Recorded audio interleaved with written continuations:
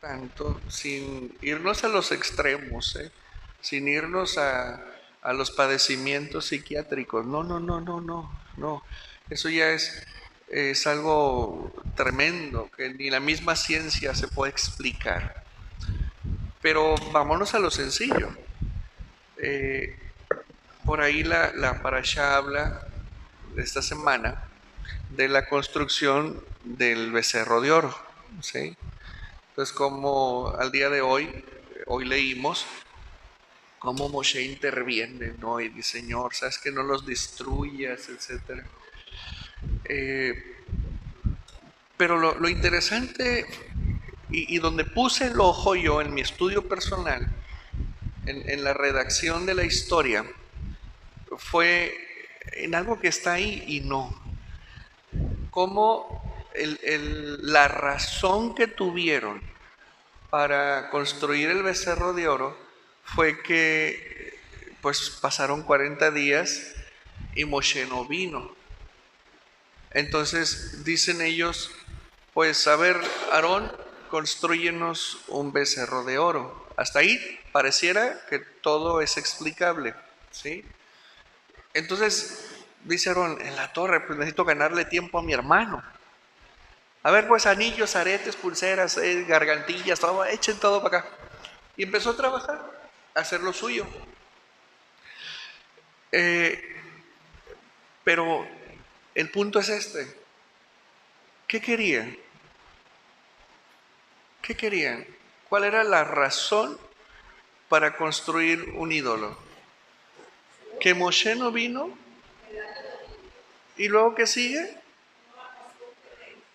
Miren, lo interesante es esto, que no estaban en peligro, no había amenazas, no había privaciones, no había dificultades, no había desventaja alguna. Exacto.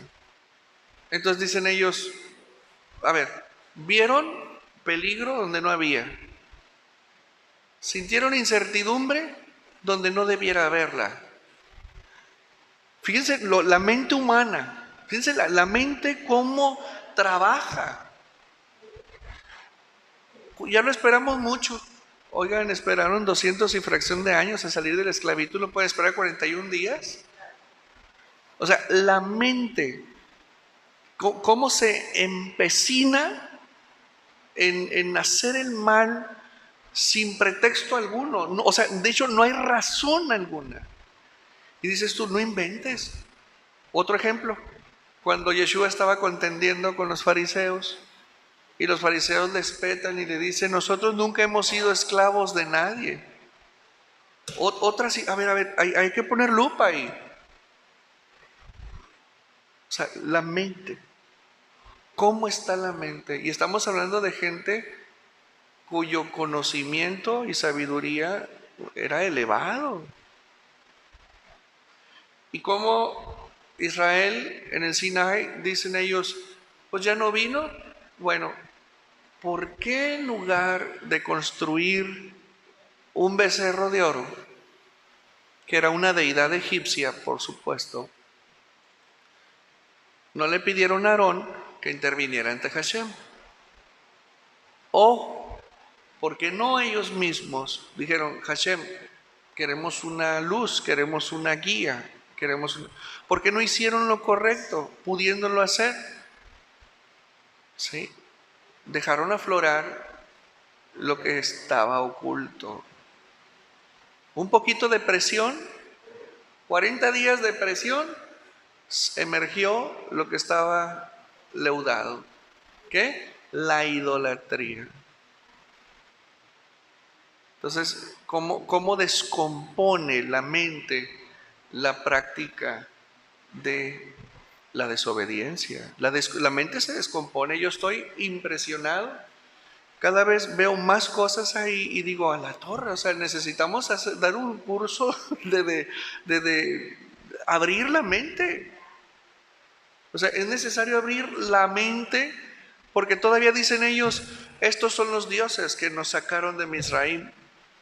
Espérame, ¿no fue el becerro? Fue Yahweh. Y lo dijeron 2 veces. Porque Israel, estos son los dioses que te sacaron de Egipto. Ahí tienen otro trastorno ahí. ¿Que no viste quién te sacó? ¿Que no viste cómo te sacaron? Y ahora le atribuyes tu salida a un becerro. Esa es la mente humana, caída. A pesar de que vieron los milagros, el poder, la gloria de Dios, la dirección fidedigna de Moshe, la mente trastornada, la mente caída, no se repara. Y en este caso vamos a hablar de una mente irreparable. ¿Por qué? Porque se murieron en el desierto como esclavos. Entonces, cuando empezamos a analizar el nefesh, el neshama del ser humano, nos vamos a encontrar, las almas del ser humano, nos vamos a encontrar con muchas sorpresas. Y lo curioso de todo es tan aplicable y tan vigente en la vida actual que bien debería de abrirse un espacio para explicar más el tema de la mente, ¿sí? Cómo ellos pensaban que estaban bien cuando no estaban bien. O sea, esto es drástico. La autodestrucción, por ejemplo, los vicios, cigarro, el alcohol, las drogas, es autodestrucción. Yo le llamo a eso suicidio lento. O sea, el suicidio, meten un plomazo, se cuelgan y ya. Pero el consumo de drogas hasta la muerte es otra forma de suicidio. ¿Quién se suicida? ¿Quién quiere anular su vida por completo? Alguien que su espíritu ya no está vivo, son los muertos en vida. Traen un gran daño emocional y mental y no quedan listos hasta que desaparecen.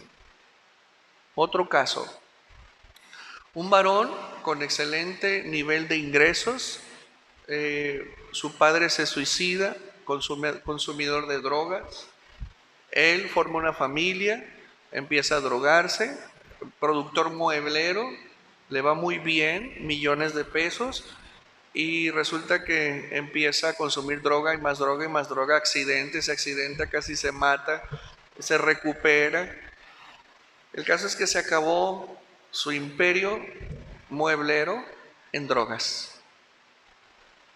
La esposa la destruyó, destruyó a sus hijos y terminó trabajando en un taller de hojalatería de trailers para poder mantener lo que quedaba de su familia y a él mismo.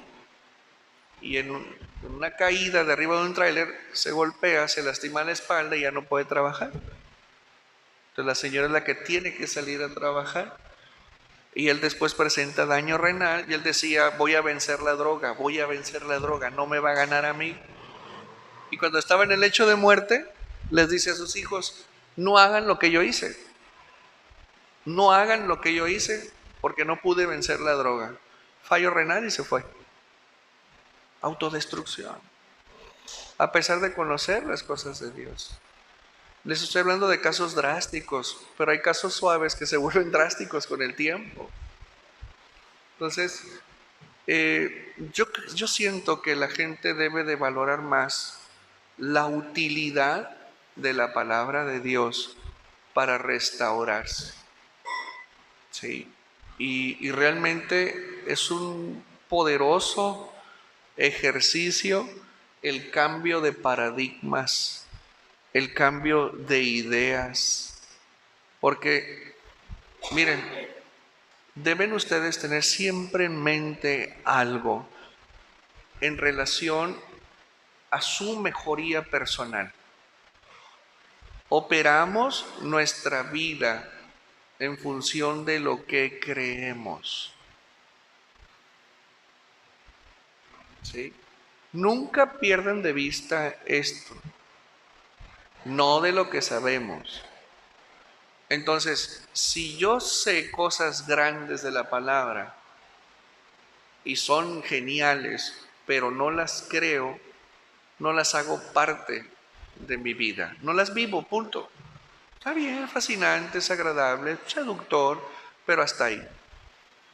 ¿Por qué? Porque mis ideas que se convirtieron en creencias y que moldean mi vida son más fuertes que las propuestas de ideas que me plantea la palabra. Y yo les he dicho, si supieran ustedes el poder que tiene una idea cuando la crees, una idea puede mover masas.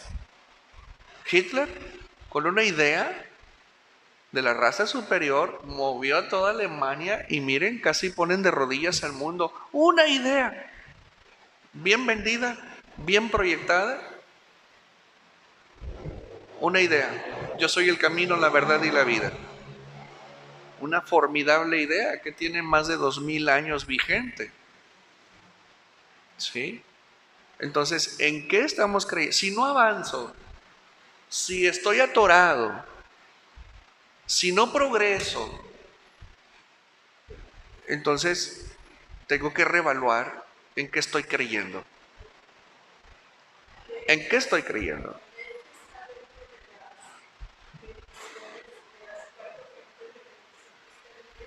Así es, así es, no así es. Entonces es muy importante planteárselo, ¿sí? Si no avanzo, a pesar de lo que hago, entonces el asunto está aquí, porque uno se sabotea a sí mismo, uno se está autosaboteando. Por ejemplo, tenemos años hablando de la disciplina del estudio de la Torah en nuestra porción diaria. ¿Por qué hay gente que aún no ha tomado la disciplina de, a ver, ¿cuántos versos voy a estudiarlo? Porque no creen en eso, no creen, no creen. Y cuando alguien dice, excelente idea, a ver, y empieza, soy qué padre, sí, y llegan el sábado, pues bien cuerdas. Pero eventualmente dejaron de hacerlo, se dieron la oportunidad, probaron que es verdad, pero es más intenso el poder de sus creencias que el desarrollar una nueva disciplina a través de una nueva idea que se convierte en una creencia. Entonces no progresan. Algo simple, la oración. Si yo sé que en la oración entro al mundo espiritual y puedo golpear a Satanás desde ahí y puedo empezar a cambiar muchas cosas a través de la oración, ¿por qué no oro como debiera orar? Si el tamaño del problema requiere oración, mayor oración, ¿por qué no lo hago? Porque no hay tiempo, porque no hay tiempo, porque estoy trabajando, por el horario, porque los hijos, porque el trabajo, porque el empleo, porque tengo sueño, porque estoy cansado. Todo lo que acabo de mencionar son pretextos que están reflejando mi verdadera creencia acerca de mi problema y acerca de la oración. Y lo peor de todo, y lo más serio, es que la mayoría de las creencias, esas caídas, no sabemos que las tenemos. Pero son las que mueven las manos, son las que mueven los pies y son las que traen resultados. Entonces, en eso pensemos. Entonces, si hablamos la verdad, ¿por qué no la creemos? ¿Sí? Si conocemos la verdad, la hemos experimentado, ¿por qué no la hacemos parte de nuestra vida? Por la misma razón que Israel, cuando tardó 40 días Moshe, fabricaron un becerro de oro. Aún hay creencias que mantienen a la persona en un estado caído y fallido en su vida. No voy a decir que todo, pero sí un aspecto, dos aspectos, tres aspectos. Eso no. Entonces, hay que revisarnos seriamente porque te lo repito. Tú vienes aquí no a escuchar cosas que te hagan sentir bien. Si bien va en el paquete, Baruch Hashem, pero no es la razón de nuestra reunión hacerte sentir bien con una palabra que te abra los ojos, que te dé... No, la razón de venir aquí es aprender a progresar en la vida como el Eterno quiere. Y si no he progresado, si no he avanzado en términos de fruto, hay que revisar qué está pasando. Hay que revisar qué hay aquí adentro que se opone a que lo que escuchas sea asimilado. Porque a veces hasta lo más simple y pequeño es muy poderoso para cambiar tu vida. ¿Sí? La carne se va a oponer natural, pero la mayor oposición está aquí, aquí. Algún día, espero no muy lejano, hablaremos de esto. Nefesh, Neshama. Hablaremos de cómo, desde un punto de vista espiritual, cómo está mapeada la mente, cómo la mente puede hacer cosas tan grandes. Y hablo de la mente como un ser aparte de nosotros porque hay una parte de la mente que prácticamente está parte de nosotros. Y hay una parte consciente, pero la que manda es la otra. Es la otra la que manda. Y así pues vamos a invitar a los psicólogos, a los psiquiatras a que aprendan cosas de estas. Pero realmente son ustedes los que tienen que aprender bien estas cosas y transformarse ustedes, permitirse transformarse. Vamos a dar inicio a la enseñanza de hoy, que es una enseñanza, yo diría, muy amorosa, muy humana, porque habla mucho acerca de las relaciones interpersonales, ¿sí? Estamos en el libro de Devarim, así es. Y veíamos la semana pasada la idea de ser conquistadores, de por qué la gente no conquista, por qué la gente no avanza, por qué se atrasa, por qué se retrasa, por qué llega tarde a sus bendiciones, por qué las bendiciones no llegan, y tantas cosas, ¿verdad? Pero ahora vamos a ver un tema muy interesante porque justo tan pronto termina el tema de la conquista, Moshe entra rápido a un tema fundamental en las relaciones civiles, ¿sí? Y me refiero con eso a los famosos Mishpatim. ¿Sí? ¿Se acuerdan de esa parasha? Mishpatim, ¿sí? Los juicios y las leyes. Y aquí hace un hincapié muy importante acerca de los juicios y nos lleva a una segunda, a un paralelismo del juicio, que es el tema de cómo yo percibo a una persona y cómo la llego yo digamos, a etiquetar. Entonces es cuando decimos levantamos juicio contra o a favor de una persona.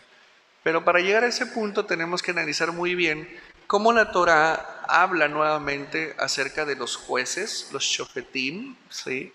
Cómo habla del tema de la verdad en el juicio, y va a ser muy interesante. Vamos a empezar, vamos a orar. Bendigan al Eterno, quien es bendito.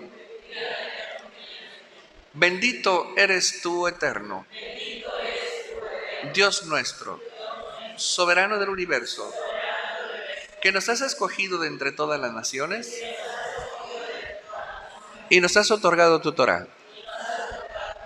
Bendito eres tú, Eterno, donador de la Torah. Amén, amén y amén. Muy bien. Vamos a ver, estamos entonces en Devarim capítulo 1, verso 13 en adelante. Y dice así: dispongan para ustedes varones sabios, o sea, gente que sabe, gente que conoce, razonadores, o sea, gente con una capacidad de raciocinio, con una capacidad de pensamiento por encima del estándar. O sea, gente pensante, gente analítica, gente que sabe usar la mente. ¿Para qué? Y conocidos.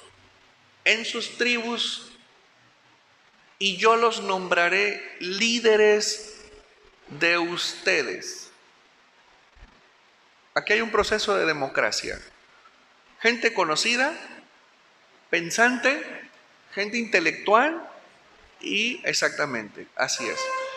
Entonces, tomé a los jefes de sus tribus, varones sabios y conocidos, y los nombré líderes sobre ustedes, jefes de millares, jefes de centenas. Esta es la recomendación que Yitro le hizo. Creo que andaba muy agotado, cansado, impartiendo justicia. A ver, aquí viene la división del trabajo.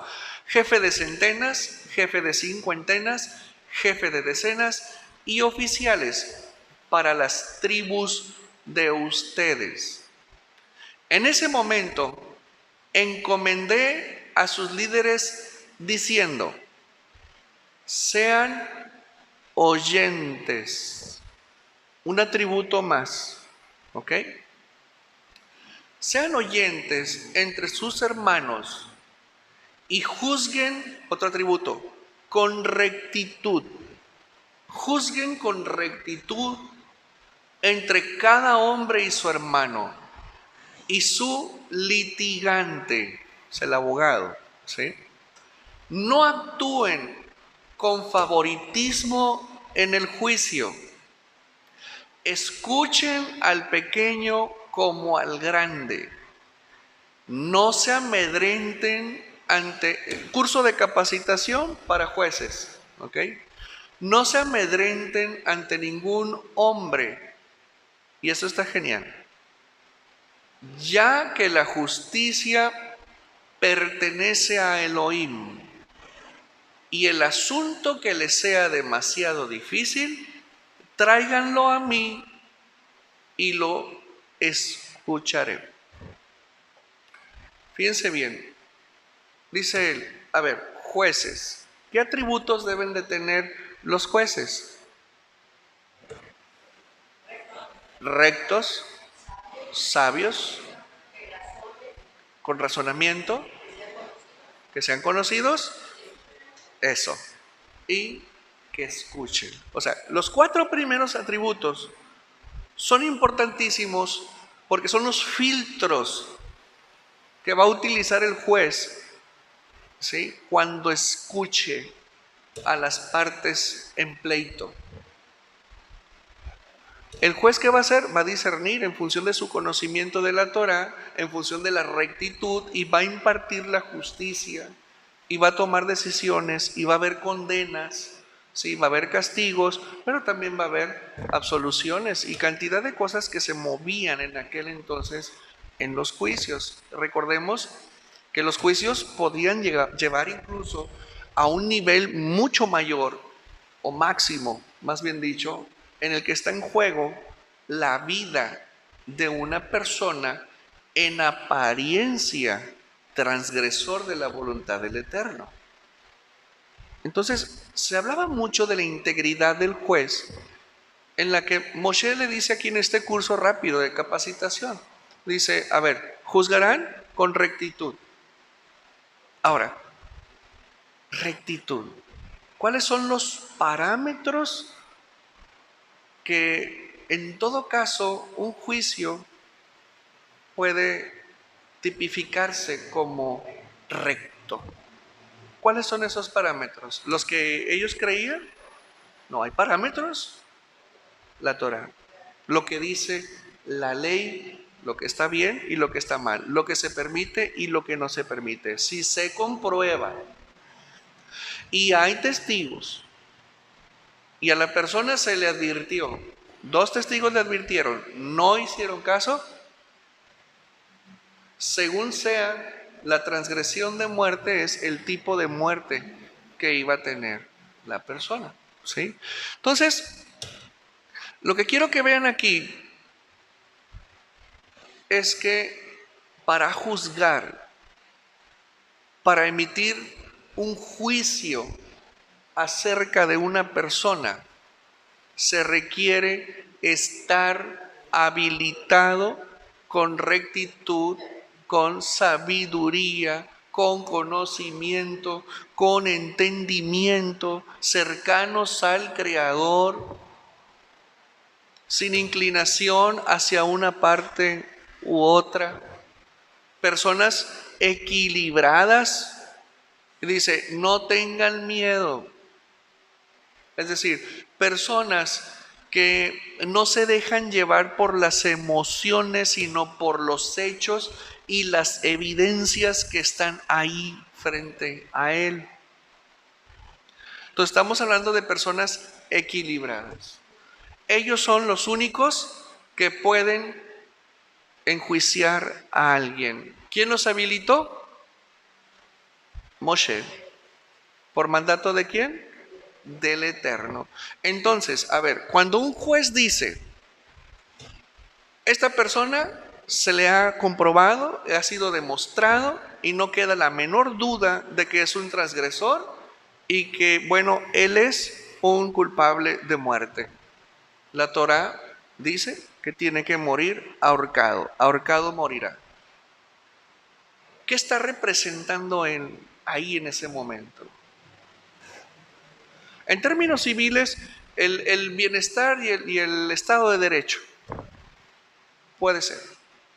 Pero en términos más profundos, él representa el juicio de Dios contra esa persona. Por eso los jueces tenían que estar fuertemente apegados conforme a estos atributos de su persona, fuertemente apegados a ellos y al Eterno. Porque, insisto, había falsas acusaciones. Ahora, vamos a traspolar esto siglos después. Tú sabes que Yeshua fue acusado con falsos testimonios y con falsos testigos, porque no había forma de demostrar una culpabilidad en él. Imagínate cuán corrompido no estaba el Sanedrín cuando aquí en la Torá están haciendo una fuerte señalación a la integridad y a la alta solvencia moral y ética de quien va a impartir justicia. O sea, cuán degradado y cuán corrompido estaba todo el órgano legal en Israel. Terrible. Bueno, ahora, con todo esto, tú te das cuenta que no cualquiera podía emitir un juicio a favor o en contra de una persona. Al día de hoy, los jueces, los magistrados, la Suprema Corte de Justicia de la Nación, la Suprema Corte de Justicia del Estado de Tamaulipas, los jueces de lo civil aquí, de primer circuito, segundo circuito, todos ellos, para estar ahí, se presupone que deben de estar licenciados, habilitados por una universidad donde se les expide un título y después la Secretaría de Educación les expide una cédula profesional, la cual ampara que él puede ejercer esa profesión ante los juzgados, ante la sociedad, etc. Pero no basta con eso. Para ser juez se requiere experiencia, se requiere estudios y estudios de mayor nivel. Ahora imagínense, para estar como juez de la Suprema Corte de Justicia del Estado de Tamaulipas, se requiere que sea una persona en constantes estudios, exámenes y cantidad de requerimientos para él poder impartir adecuadamente la justicia en el Estado. Y bueno, y si alguien queda inconforme con el resultado de un juez máximo aquí en el Estado, está la Suprema Corte de Justicia, donde los casos que no se pudieron arreglar en los estados pasan allá. Entonces, esos jueces son las máximas autoridades, son los doctores de la Constitución mexicana. Se supone que ellos deben de saber la Constitución al derecho y al revés, y hay especialistas fiscales, financieros, sociales, civiles, penales, y empiezan a analizar los casos y llegan así los expedientotes grandotes. Para mí, que esos expedientes se los chutan en menos de 10 minutos. Se van al grano, porque ellos saben dónde están los puntos medulares de cada caso. Entonces ellos sabrán si dan soporte al juicio estatal o en todo caso hacen la corrección y dan los elementos y bueno, alteran el resultado que se dio al principio. Existe la apelación y si la apelación procede, bueno, se revisa, etc. Entonces, estar ahí requiere mucha preparación y estudio en todo momento. Pero qué flojera, pues por eso no hay muchos jueces. ¿Sí?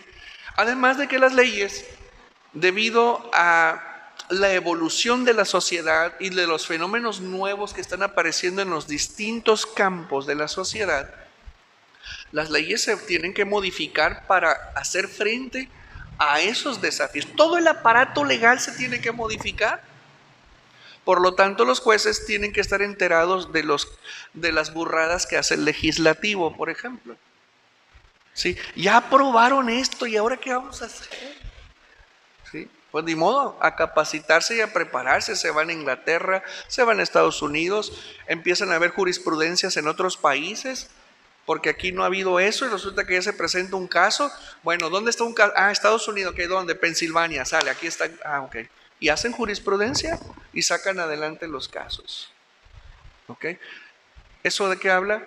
De mucha preparación. Entonces, en la nación, no cualquiera puede emitir un juicio. ¿Estamos? Bien. Al día de hoy, el Sanedrín ya no existe. Ya no existe. Entonces, ahora la pregunta es, ¿quién juzga las situaciones? ¿Quién juzga a la persona que transgrede y desobedece? ¿Quién? Nomás hay un juez, Hashem. Nadie más. Nadie más puede juzgar, porque Él conoce la condición del corazón, del transgresor, del desobediente. ¿Sí? Y hemos estudiado en la Torah que hay agravantes, que hay atenuantes, y que el Eterno prefiere voltear a ver las atenuantes antes que las agravantes. ¿Por qué? Por amor, por misericordia, para dar tiempo. O sea, no es un juez mexicano. Sí. Así es. Es un juez bondadoso. Es un juez, así es. Así es. Es un juez que no quiere ser riguroso en la aplicación de su voluntad, sino que Él prefiere que el hombre vaya ante Él y diga, me he equivocado. ¿Ok? Perfecto. Ahora, en mi relación con el Eterno, que Él es mi juez, lo que Él desea es que el hombre se rectifique, porque Él no quiere, el Eterno dice, porque yo no quiero la muerte del pecador, sino su arrepentimiento. Ahí está hablando de que un juicio en contra se para de inmediato cuando la persona dice, me arrepiento, reconozco mi culpa, reconozco mi falla, perdóname. Ahí se para. Tenemos a lo largo de toda la historia bíblica cómo hubo personas tan irresponsables que nosotros estamos pagando por causa de ellos. Por ejemplo, Adán y Jabá, ellos no tuvieron el detalle de enjuiciarse, de reconocer y decir, Señor, perdón. Caín no pidió perdón. Pero, a ver, vamos al caso del rey David. El rey David tenía un pecado oculto. El rey David tenía un pecado oculto. Pero antes de llegar a ese pecado oculto, su corazón se enfrió. Salmo 51, su corazón se enfrió. Ya no salía a la guerra como antes, ya se quedaba a engordar en el palacio. Ya no era un hombre que alababa, ya no era un hombre que componía música para el Eterno. ¿Por qué? Porque se enfrió. ¿Saben por qué? Porque dentro de su corazón había un gusano que lo iba a llevar a un pecado. Pero él no confesó, no arrojó luz a esa oscuridad. Y el rey David movió todo para quedarse con una mujer ajena. Cometió adulterio, fornicación, concupiscencia, lascivia, ¿sí? Lujuria, o sea, lo peor. Y no solamente eso, fue y mató al hombre, esposo de esa mujer. Y luego le mandan al profeta y le dicen, fíjense bien qué vivo y qué trucha fue el juez. Oye, ¿tú qué harías? Y ya le relata la historia de aquella persona, aquel ganadero rico que va y toma la única ovejita que tenía el ganadero pobre, no tenía más, va y se la quita. Entonces le dice el profeta al rey, ¿qué merece ese hombre? La muerte. Eso es lo que tú mereces. Ahí fue donde el rey David recapacitó y dijo, ¿qué hice? A ver, ojo, a partir de ahí, toda la vida del rey David fue arrepentimiento sincero y completo porque se dio cuenta del gravísimo error que cometió a causa de haberse enfriado en su relación con Hashem. Y no había vuelta atrás. Conforme a la Torá, él tenía que morir. Ahora, ¿te has preguntado por qué nadie pidió su cabeza? Pregúntate, conforme a la Torá y conforme a los hechos, él tenía que ser ejecutado. Y él sabía que tenía que ser ejecutado. Y por eso salieron todos aquellos salmos, perdóname, perdóname, no quiero morir, perdón. Él pidió perdón. Entonces el Eterno no puso en el corazón ni del Sanedrín, ni de los profetas que lo jalaran. ¿Por qué? Porque él pidió perdón, pero alguien más pagó. Sus hijos y el reino. Después, un hijo le viola a la hija y se muere la hija. Y después el otro hijo va y mata al violador. Y después ese hijo anda persiguiéndolo por todo Israel para matar a su padre. A ver, ojo con esto. Cometió un pecado de muerte. Pidió perdón. Fue perdonado, pero tuvo que cargar con las consecuencias. Las consecuencias no se van a ir pidiendo perdón. Esto es bien importante entender. O sea, nada que nueva criatura en Cristo. No, Señor. Hay consecuencias. Y si no entendemos esto, más bien dicho, si entendemos esto, pues obviamente yo tengo que sujetarme a la voluntad del Eterno, corregir lo corregible y lo que no se puede cambiar, que son las consecuencias, asumirlas conforme al llamado que el Eterno me ha dado, porque va a obrar para bien ahora esa carga que es la consecuencia de mi pecado. ¿Sí? Entonces, pero ¿quién es el que controla todo esto? Un juez. Y el juez, por eso dice el rey David, tus juicios son justos y verdaderos. Juicios con integridad. ¿Sí? Entonces, yo creo que el rey David es la viva imagen de aquella persona consciente de su pecado, pero también consciente de lo que le puede pasar y va y pide perdón. Baruch Hashem que vive y que de él salió el retoño, del cual todos nosotros tenemos salvación. ¿Sí? Entonces, vuelvo a la pregunta, ¿quién juzga? Solamente el Eterno.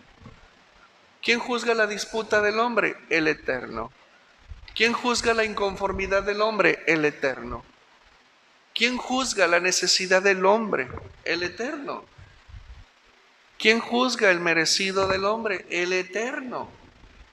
¿Quién juzga el derecho del hombre? el Eterno. ¿Sí? Nadie más. Ahora sí, ya vamos a bajar más. Si es el Eterno el que juzga todo, y Él es el que tiene el control del sistema legal del reino, ¿por qué yo tiendo a juzgar al prójimo?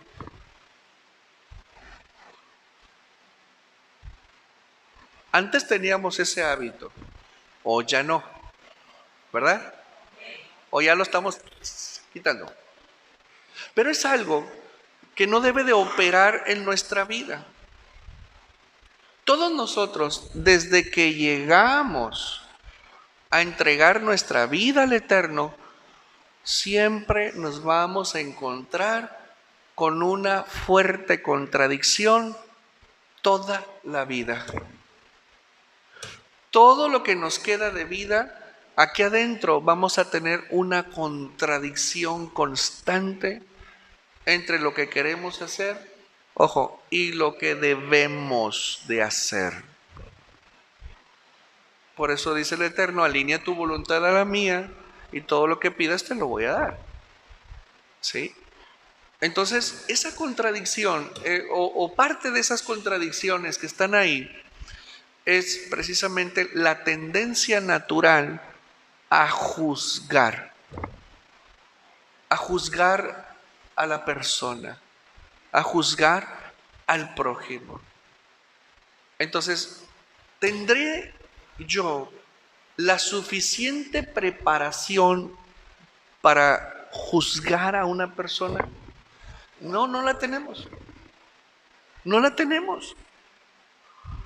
Lamentablemente, no la tenemos. Y ya, con esa simple pregunta, contestamos, ¿por qué no hay que juzgar? Que si bien tenemos parámetros morales y legales que nos permiten a nosotros de alguna manera proyectar y decir, bueno, es que lo que esa persona está haciendo está mal. Ok, es verdad, lo que hace, pero no a él. ¿Sí? Lo que hace, pero no a él. Exacto, las conductas, su forma de ser, lo que está haciendo, lo que está provocando, eso, pero no a él. No es lo mismo decirle a una persona, estás mal, tú estás mal, a lo que haces está mal. Pareciera lo mismo, pero no, porque estás poniendo la lupa del juez, del Eterno, conforme a su parámetro, en lo que está haciendo, no en él como persona. Porque al juez le toca juzgarlo a él en función de los hechos, y a nosotros nos toca para corrección señalar la conducta inapropiada de tal persona. ¿Por qué tendemos entonces a juzgar? Debemos de preguntarnos, ¿por qué tendemos? Porque hay personas, y yo creo que todos hemos sido jueces, todos hemos levantado juicio contra una persona. Y vuelvo a la pregunta, ¿tendré el suficiente conocimiento y preparación para juzgar a esa persona? No. Segundo, no es una facultad mía juzgar a la persona. No estoy facultado, no estoy habilitado por el Eterno para juzgar a una persona. Y tú dirás, ¿por qué? Porque es bien técnica la respuesta. Porque el juicio a una persona no solamente es pasar por la lupa sus actos, sino que tiene que haber una condena.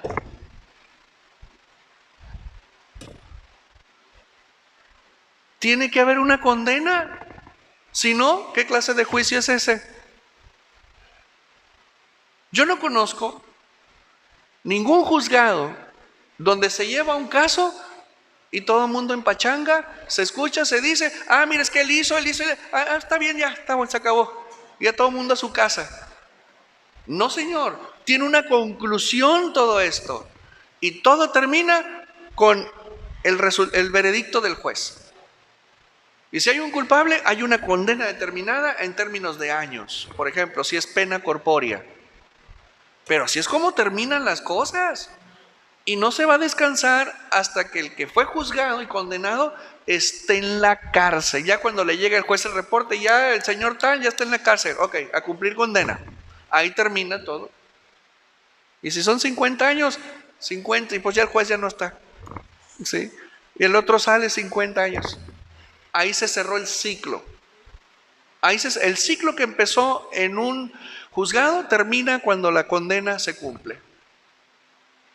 Por eso nosotros no estamos calificados para enjuiciar a la vecina. Oye, la vecina, qué bárbara, trae a los chamacos todos descuidados, pobrecitos, los niños, esto y el otro, y empezamos. Ahí trae la señora, trae a los nietecitos pidiendo dinero en las tiendas de conveniencia. Casi se me iba. Mira nada más que explotación esto, y empieza uno y suelta. ¿Sabes qué? Tienes razón, pero ¿por qué? Porque no eres juez, estás usurpando la función de un juez, pero al final no hay condena, la condena es para ti, porque eres tú el que está usurpando la función de un juez. Por eso, ahora sí aplica. Sí, ahora ya lo entiendes. Ahora dice Mashiach, no juzguéis para que no seáis juzgados. Porque con la medida que juzguéis, seréis juzgados. Y el que nos juzga, simplemente condena. Pero como nosotros nos quedamos a medias, pues con el rigor con el cual tú juzgaste a una persona, ahí te va. ¿Ya lo entendieron?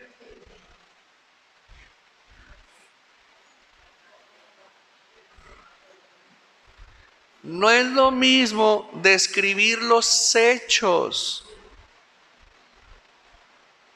¿Sí? No es lo mismo decirle, mira, a ver, Mario, siéntate aquí. La cosa está así, así, así. Hay que mejorar, Mario. En cambio, fíjate, Rosy, que Mario pues la está regando esto y el otro. Sí, tengo razón, le estoy diciendo la verdad, pero... Y le levanté un juicio, pero aparte murmuré. ¿Y la condena? Me la eché yo por haberlo juzgado. O sea, la condena que debiera tener Mario y que no la tiene porque el Eterno es misericordioso, va sobre mí. ¿Por qué?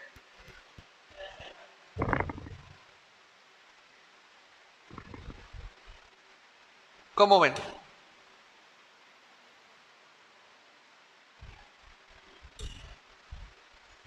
Y además, algo más grave, un juicio es un juicio excepcional si se tiene toda la información, todo completo, todo completo. Y nosotros no tenemos toda la información. Solo Hashem. La información que hay en el corazón, que hay en la mente, que hay en los hechos, las intenciones, etc. ¿Sí? Así que si estamos acostumbrados a juzgar, es una práctica que debe desaparecer de nuestra actitud. ¿Cómo ven? Es la invitación que el Eterno nos hace hoy. Muchas veces, en el ánimo de corregir a alguien, en lugar de juzgarla, le hacemos ver lo que está haciendo mal. Es más productivo y más probable que la persona recapacite que estarla juzgando. Nuevamente, no nos toca juzgar, pero sí nos toca hacer luz. Y la luz no es para juzgar, la luz es para ver, para iluminar. Entonces, nuestro trabajo no es juzgar, insisto, es iluminar, ayudar a otros. Andas mal, mira, la cosa está así. Rectifica, corrige, ya no hagas eso. Y entonces, dice Mashiach, bienaventurados los pacificadores. No estamos hablando de esto. Estamos hablando de aquellos que nos ocupamos de reconciliar al hombre con el hombre y al hombre con la creación. Y finalmente, al hombre con Dios. Bienaventurados los sedientos de justicia, porque serán saciados. ¿Sí?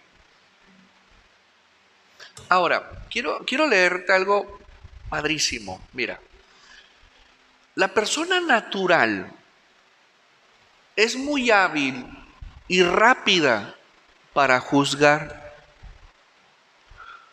La persona natural juzga enseguida a los demás y los juicios, ojo, parten de las experiencias pasadas, o sea, de lo que hicieron.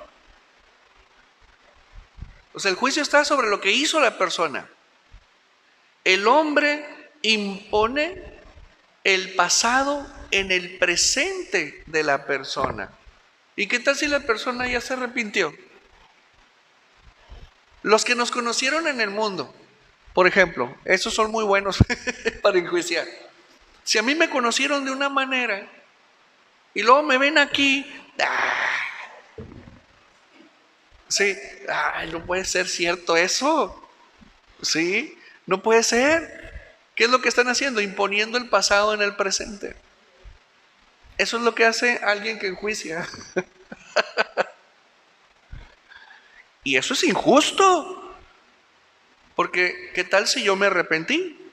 ¿Qué tal si yo realmente abandoné ese pasado y abandoné esa forma de ser? Pues sí, tengo la misma cara, pero ya no el mismo corazón. Por lo tanto, la valoración debe de ser más justa. ¿Ok? Continúo. Y este juicio nubla la idea del arrepentimiento en la persona, la cual es enjuiciada. Es decir, que si la persona en el presente ha hecho o está haciendo teshuvá ante los ojos de los demás, esa persona sigue siendo transgresora, una pecadora, y eso no es justo. Solo el verdadero juicio reconoce el estado actual de la persona y los hechos. Pero ¿quién sabe eso? Nomás Hashem. Solo Hashem. No, a mí se me hace que está fingiendo. A mí se me hace que no, todavía anda por allá.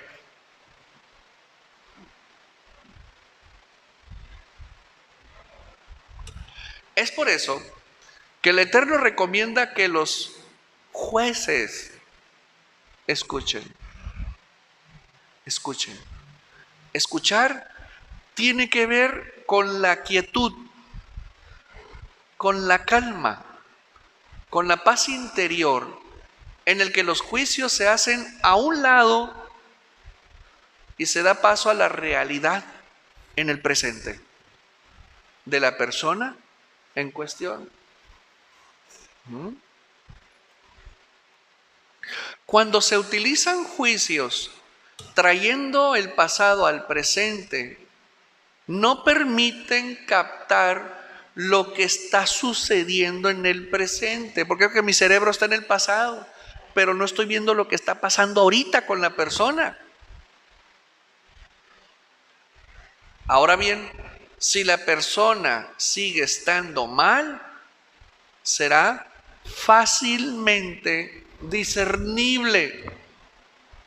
Eso aplica mucho en la casa, el marido, los hijos, etc.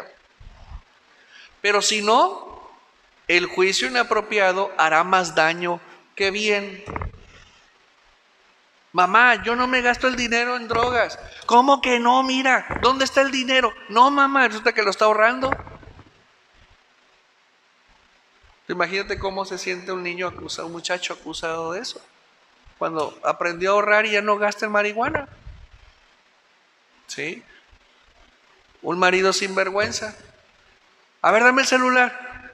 No, ¿para qué? No, échalo para acá. A ver, no, pues, a ver. Y ya se regeneró el marido, ya entendió que no debe de andar de coqueto. Y ahí le están no va a encontrar nada. Cosas cotidianas. ¿Sí?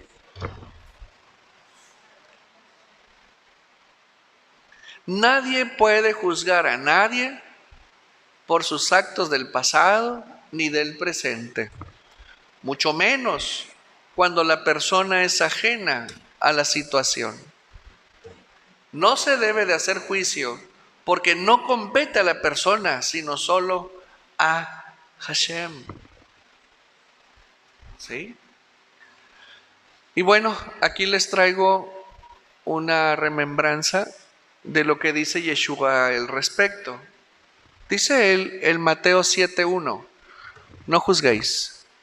O sea, es categórico él. Él dice, no juzguen, no juzguen, para que no seáis juzgados.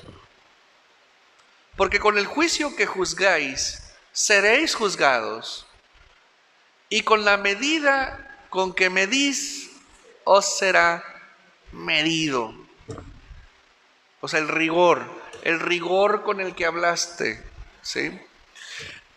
Y pregunta, ¿y por qué miras la paja que está en el ojo de tu hermano y no echas de ver la viga que está en tu propio ojo? ¿O cómo dirás a tu hermano, déjame sacar la paja de tu ojo, y entonces verás, y he aquí la viga que hay en el tuyo? Y ojo con la palabra que utiliza, hipócrita, hipócrita, saca primero la viga de tu propio ojo y entonces verás bien para sacar la paja del ojo de tu hermano. Ok, ¿estás criticándolo a él? ¿Estás tú en condición de criticar? No. Porque si tú tienes un problema, tienes que entender que hay que resolver primero tus problemas para poder ayudar a otro a resolver su problema. ¿Sí? Alguien que no ha sido liberado no puede liberar a alguien más. Y aquí está hablando de un problema ético, no es moral, es un problema ético. Oye, tú traes problemas, ¿cómo quieres ayudar a otro a arreglar sus problemas? O sea, eso es ser hipócrita. ¿Sí?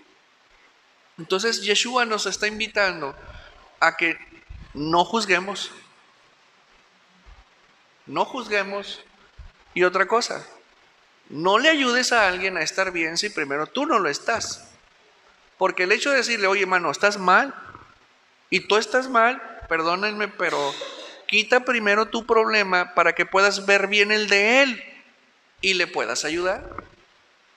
Ya hay tanta gente que quiere ayudar a otros y traen su vida hecha garras. Miren, en los años 90, yo aún era estudiante y cuando tenía una hora libre me iba mucho enfrente de la universidad a una tienda muy bonita que viene de la Ciudad de México, que tiene 3 búhos, que es restaurante y vende varias cosas ahí. Bueno, tiene una librería y me iba a leer ahí de trampa, leía libros y todo. Y como estudiaba varios idiomas, ahí tenían revistas en alemán, en francés, en inglés, y me iba y me las chutaba. Y así es como ensayaba, porque en aquel entonces, principio de los 90, no había internet como lo hay hoy. ¿Sí? Bueno, pues ahí me auxiliaba. El caso es que en esas idas en las que fui a leer, me encontré con que tenían una televisión de esas cabezonas que había, y estaba el concierto de un gran compositor y artista griego, con pelo largo, que traía su traje blanco y tocaba música, por ahí va, tocaba música muy bonita, muy armoniosa, padrísima música, y tenía un teclado aquí, un teclado acá, y muy bonita música, no digo el nombre pues para no golpearlo. Y él, tú lo veías su rostro armonioso, Padrísimo, él contento en la Acrópolis, hizo ese concierto él muy famoso. El caso es que me encontré en una revista que, que, se, que es una revista cuyo nombre es americana, es Gente, pero en inglés. ¿Sí? ¿Sí? Y resulta que ahí venía la esposa de él acusándolo de que la había golpeado. Sí, y salían las fotos de ella golpeada, así de que le dio una recia. ¿Cómo un hombre promoviendo la paz, la armonía, la música espiritual, pues sí, espiritual, golpeando a la mujer en la casa? No inventes. ¿Cómo él puede transmitir armonía cuando en su casa no la tiene? Es una ilusión, es una falsedad. Sí. Entonces, es lo que dice Yeshua. O sea, ¿cómo le vas a ayudar a alguien tú a mejorarse, a elevarse cuando tú estás bien anclado allá? No se puede. Por eso es, zapatero, a tus zapatos y ocúpate de tus cosas. Y cuando quieras ayudar a alguien más, primero asegúrate de estar tú resuelto. ¿Por qué? Por esto. Porque nadie conoce mejor el camino más quien lo recorre. Y quienes hemos salido del camino del pecado, sabemos lo que se batalla, sabemos lo que se sufre, sabemos lo que es el dolor, pero también sabemos lo que es la victoria. ¿Debemos juzgar? No. Pero la Torah nos dice, sí, puedes juzgar a alguien positivamente. La persona debe de tener un atributo bueno. ¿Sí? Mamá tiene una amiga que cuando éramos pequeños iba mucho a quejarse a la casa del marido. Y era un dolor de cabeza el marido. Nunca la escuché, porque ahí andábamos, nunca la escuché decir algo bueno el marido. Y llegó el punto en que iba a la casa, ya mamá no le abría. Y nos escondíamos, no le abran, no le abran, no hagan ruido, apaguen la tele, que no se dé cuenta que es porque ahí iba la señora. Nada bueno, jamás escuché nada bueno. Divorciadas al día de hoy. Tenía que ser así. La señora se llenó del fruto de sus labios. Juicio malo, tronó el matrimonio. Lo tronó. Sí, podemos juzgar reconociendo los atributos buenos en una persona.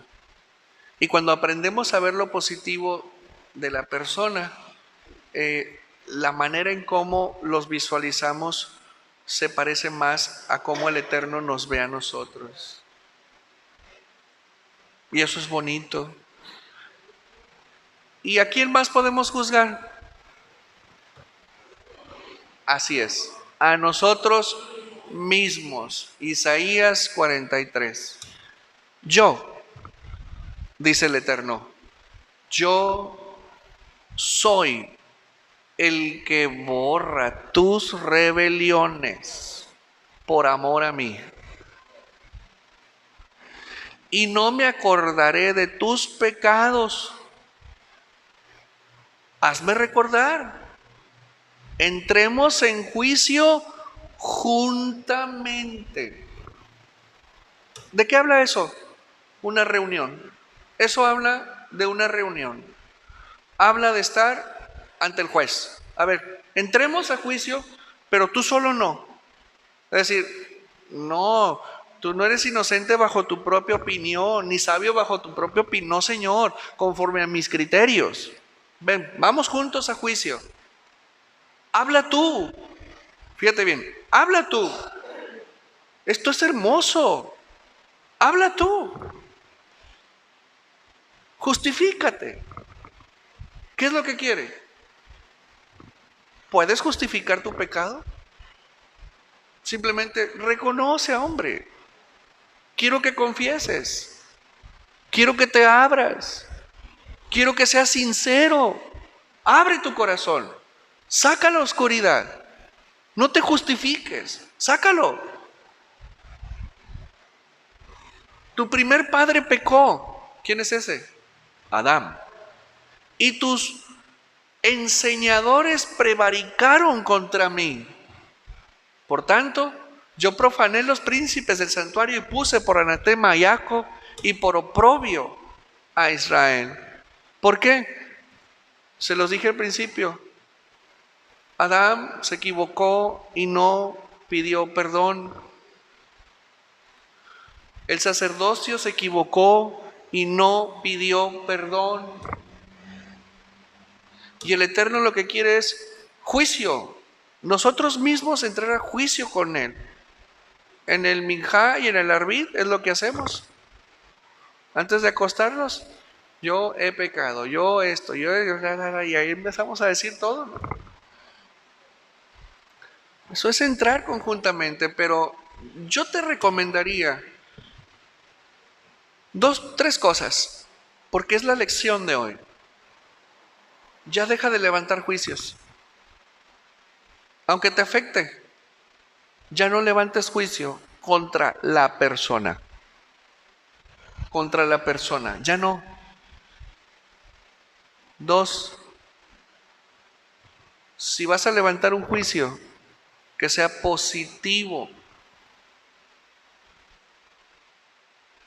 Algo bueno, si no, no entres a los juzgados. Y tercero, acostúmbrate a enjuiciarte diariamente, conjuntamente ante el Creador, sin que te justifiques, porque no hay forma de hacerlo. Simplemente, Señor, vengo ante ti, confieso mi transgresión, confieso mi desobediencia y me avergüenzo. Y pido perdón y me ayudes a combatir esta incidencia en mi vida. Y en lugar de ser oprobio como lo fue Israel, seremos orgullo para el Eterno. ¿Ok? Y con esto terminamos y le damos un aplauso a nuestro Dios. Nos despedimos de las naciones y les decimos Shalom.